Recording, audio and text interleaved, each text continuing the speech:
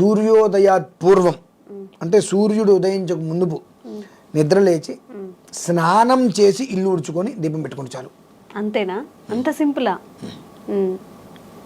నేనేమన్నాను ఒకసారి మళ్ళీ, సూర్యోదయానికన్నా ముందు నిద్ర లేచి స్నానం చేసి ఇల్లు ఉడుచుకొని దీపం పెట్టండి అన్న.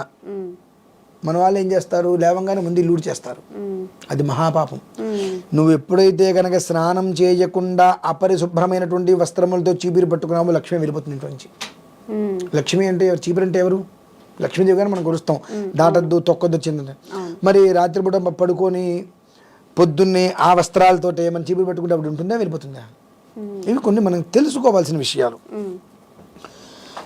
పొద్దున్నే 5:30 లోపు లేచి స్నానం చేసి ఇల్లు ఉడుచుకుంటే ఆ మగవాడు వచ్చి దీపం పెడతాడు. ఆవిడగా దీపం. ఆవిడ పొద్దున్నే లేచి స్నానం చేసేసి ఇల్లు ఉడి చేసుకోవాలి. అతను స్నానం చేసి వచ్చి 5:30 దీపారాధన పెట్టాలి. ఇది ఒక విధానం.